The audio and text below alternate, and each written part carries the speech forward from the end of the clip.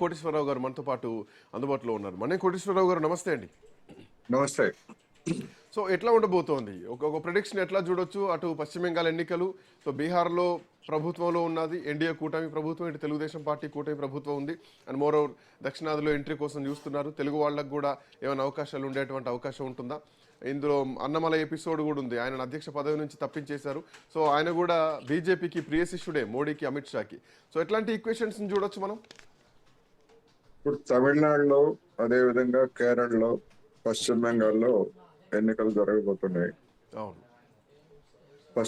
కేరళలో బీజేపీకి ఎలాంటి ఛాన్సెస్ లేవు. ఇక తమిళనాడు, పశ్చిమ బెంగాల్లో బీజేపీ మంత్రి పదవుల్ని ఎరగా వేసి ఓటర్లని ఆకట్టుకోవడానికి మీరు అన్నట్టుగానే ఖచ్చితంగా ప్రయత్నించేటువంటి అవకాశం ఉంది.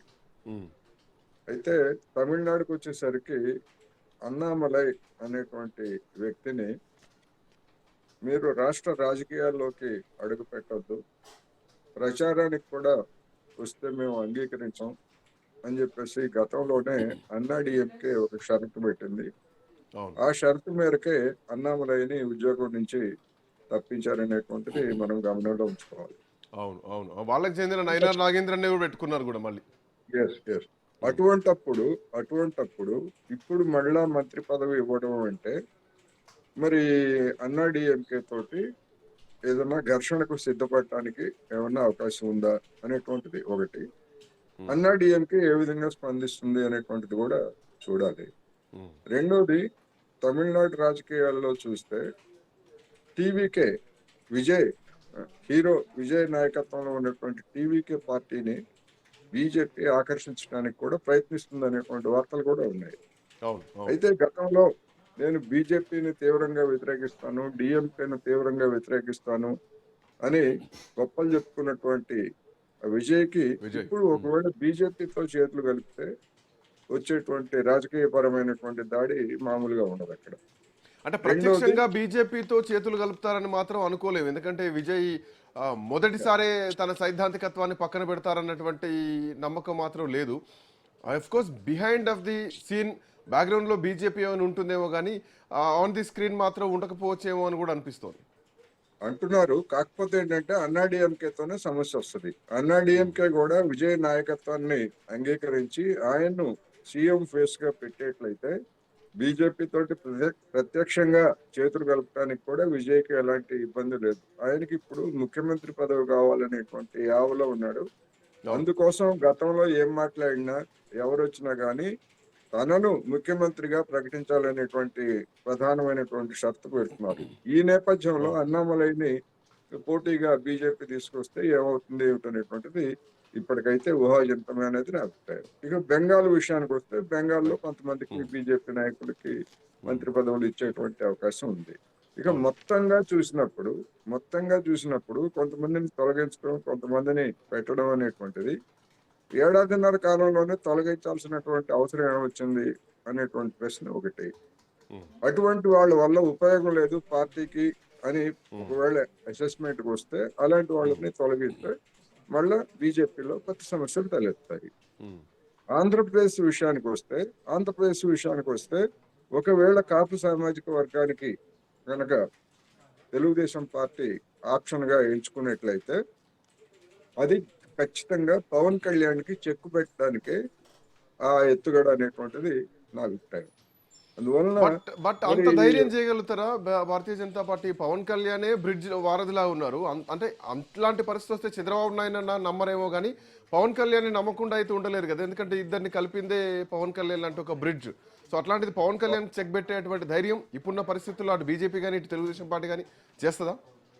అంటే పవన్ కళ్యాణ్ బీజేపీ మధ్య సిమెంట్ బంధం ఉన్నది, దాన్ని కాదంటలా. కానీ పవన్ కళ్యాణ్ యొక్క పరిమితుల్ని ఆయనకి తెలియజేస్తూ ఇటీవల కాలంలో ఆంధ్రప్రదేశ్ లో తెలుగుదేశం పార్టీ నువ్వు ఒక మంత్రివి, పేరుకి డిప్యూటీ సీఎం తప్ప మిగతా అంశాల్లో వేలు పెట్టడానికి వీల్లేదన్నట్టుగా ప్రవర్తిస్తున్నటువంటి తీరు మనం చూసాం. అందువలన అటువంటి పరిస్థితుల్లో అంటే కాపు సామాజిక తరగతి నాయకుడిగా ముందుకొచ్చినటువంటి పవన్ కళ్యాణ్కి మీకే కాదు కాపులు మాకు కూడా ఉన్నారు అని చెప్పేసి ఇవాళ కౌంటర్ వెయిట్ గా తెలుగుదేశం పార్టీ ఒకవేళ అలాంటి ఆలోచన చేస్తే ఏమిటి అనేటువంటి ఒక ప్రశ్న ఉంటది. అదేవిధంగా బీసీలు బీసీలకు సంబంధించి కూడా గతంలో తెలుగుదేశం పార్టీ అనేక వాగ్దానాలు చేసింది. ఆ అవును. వాగ్దానాలను పూర్తిగా అమలు జరపలేదు అనేటువంటి అభిప్రాయం కూడా ఉన్నది. అందువల్ల బీసీలను సంతుష్టీకరించేందుకు చేసినా గానీ బీసీలు అంటే ఆంధ్రప్రదేశ్ లో బీసీలు ప్రధానంగా ఆ యాదవ కమ్యూనిటీకి చెందినటువంటి వాళ్ళు గణనీయంగా ఉన్నారు. అందుకని ఇలా అనేకమైనటువంటి లెక్కలు అక్కడ తేల్చుకోవాల్సినటువంటి అవసరం ఉన్నది. మొత్తం మీద చంద్రబాబు నాయుడికే ఎంపిక అధికారం ఇవ్వడం అంటే పవన్ కళ్యాణ్ ని కట్ చేయడానికి తప్ప మరొకటి కాదు. సో ఇప్పుడు మరి మొన్న దానికి అమిత్ షాని బీజేపీ చంద్రబాబు నాయుడు అంగీకరిస్తుందా? కలవడం, జనసేన పెద్దగా కలవకపోవడం, రాష్ట్రానికే పరిమితం అవడం, నిజానికి వాస్తవానికి మీరు అన్న లైన్లో చూస్తే ప్రతిసారి చంద్రబాబు నాయుడు పోయి కలవడాలు ఇవన్నీ మనం చూస్తూనే ఉన్నాం. బట్ జనసేన విషయంలో మాత్రం కేంద్రంతో పెద్దగా సంప్రదింపులో పెద్దగా మోడీనో అమిత్ షానో అపాయింట్మెంట్ తీసుకొని కలిసినటువంటి సందర్భాలు చాలా తక్కువ, వేళ్ల మీద లెక్క పెట్టొచ్చు. సో మొన్న అమిత్ షాతో చంద్రబాబు నాయుడు కలిసిన నేపథ్యం కూడా ఇదే అనుకోవచ్చా? మళ్ళీ తెలుగుదేశం పార్టీ నుంచే ఇంకొకరికి అవకాశం దక్కాలన్నటువంటి ఆ విజన్ తోటే పోయి ఉండొచ్చా? ఖచ్చితంగా చంద్రబాబు నాయుడు 40 ఇయర్స్ ఇండస్ట్రీ అంటారు. 40 ఏళ్ళు లేదా 45 ఏళ్ల పాటు ఆయన అనుభవం మొత్తం కూడా మరొక మరొకరిని ఎవరిని కూడా తాను తన కుమారుడికి ప్రత్యామ్నాయంగా మరొకరిని ఎవరిని కూడా ఎదగనిచ్చేటువంటి లక్షణాలు చంద్రబాబు నాయుడులో లేవు, వైసీపీలో కూడా లేవు. అందుకని ఖచ్చితంగా దాని ప్రభావం ఉంటది. బీజేపీ దాన్ని ఏ విధంగా, ఎందుకంటే బీజేపీ ఒక ఇరకాటమైనటువంటి పొజిషన్ లో ఉంది. ఎందుకంటే చంద్రబాబు నాయుడు కూడా ఒక ప్రధాన మద్దతుదారు, ఒక పన్నెట్ కర్ర. ఒక కర్ర తీసేస్తే దానికి వచ్చేటువంటి రాజకీయంగా వచ్చే నష్టం ఏంటో తనకు తెలుసు. అటువంటి పరిస్థితుల్లో అవసరమైతే పవన్ కళ్యాణ్ ని ఫణంగా పెట్టైనా సరే చంద్రబాబు నాయుడిని సంతుష్టీకరించేందుకు బీజేపీ ప్రయత్నించేటువంటి అవకాశం ఉంది.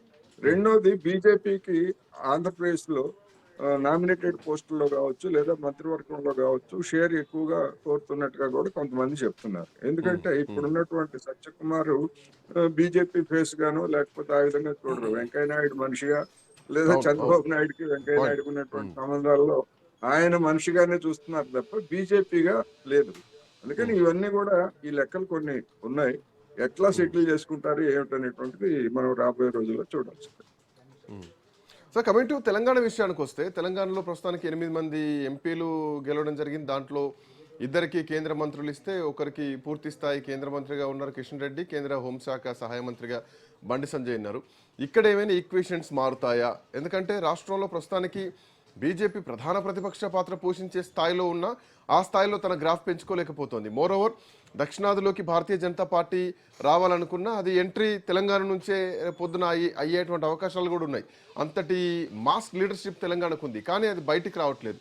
సో బండి సంజయ్ విషయంలో ఏమైనా ఆలోచన చేసేటువంటి అవకాశం ఉంటుందా? రాష్ట్ర నాయకత్వంలోకి బండిని తీసుకొచ్చి ఆయనకు కేంద్ర మంత్రి పదవులోంచి తప్పించి ఇంకొకరికి ఇచ్చేటువంటి అవకాశమా, లేదంటే మరొక బీసీకి ధర్మపురి అరవింద్ కూడా ఈ లిస్టులో ఉన్నారు. గతంలోనే అధ్యక్ష పదవి రేసులో ఆయన పేరు వినిపించింది. మోరోవర్ అదే బీసీ సామాజిక వర్గంలో బలమైనటువంటి నాయకుడు ఈటల రాజేందర్ కూడా ఉన్నారు. ఆయనకు కూడా అధ్యక్షుడిగా ఇస్తామన్న మాట ఇచ్చారు, ఇవ్వలేకపోయారు. సో ఇప్పుడు ఇక్కడ ఏమైనా ఈక్వేషన్స్ మారుతాయా? ఇక్కడ ఈక్వేషన్స్ మారాలన్నా కానీ చాలా కష్టం అనేది నా అభిప్రాయం. ఎందుకు అంటే ఈటల రాజేందర్, బండి సంజయ్ గారు ఏ విధంగా బహిరంగంగానే వీధులకు ఎక్కి సవాళ్ళు ఎట్లా విసురుకున్నారో, ఏ విధమైనటువంటి మాటల తోటాలు వదిలారో మనందరికీ తెలిసిందే. ఈటల రాజేందర్ కి రాష్ట్ర అధ్యక్ష పదవి ఎట్టి పరిస్థితుల్లోనే ఇవ్వడానికి వీల్లేదు అనేటువంటిది బండి సంజయ్ వర్గం లేదా ఇంకా కొంతమంది కూడా ప్రయత్నించారు. అందుకనే ఆ రేసులో మరొక ప్రత్యామ్నాయం లేక ఇంకొకళ్ళు పెడితే మళ్ళా రెండో వైపు తేడా వస్తుందనేటువంటి ఉద్దేశంతో రాజీ మార్గంగా రామచంద్రరావు గారిని ఎన్నుకున్నారు. రామచంద్రరావు గారిని ఎన్నుకోవడం అనేటువంటిది అది ఒక స్టాప్ గ్యాప్ అనే చాలా మంది అనుకుంటున్నారు. నా అభిప్రాయం కూడా అదే. నా అభిప్రాయం కూడా. ఎందుకంటే ఆయనేమి తెలంగాణ రాజకీయాలను ప్రభావితం చేయగలిగినటువంటి స్థితిలో లేరనేది ఇప్పటి వరకు కనిపించినటువంటి వాస్తవం. అందువల్ల మళ్ళా బండి సంజయ్ని తీసుకొస్తే మళ్ళా బండి సంజయ్ నోటికి తెలంగాణ సమాజం ఆమోదం తెలుపుతుందా? గతంలో తెలపదు అనేటువంటి అభిప్రాయంతోనే. రెండోది, ఆ నోటిని అట్లాగే కొనసాగిస్తే, ఆ స్టేచర్ని అట్లాగే పరిగణిస్తే ఇక్కడ ఉన్నటువంటి ఇతర సామాజిక తరగతులు తమకు ఎక్కడ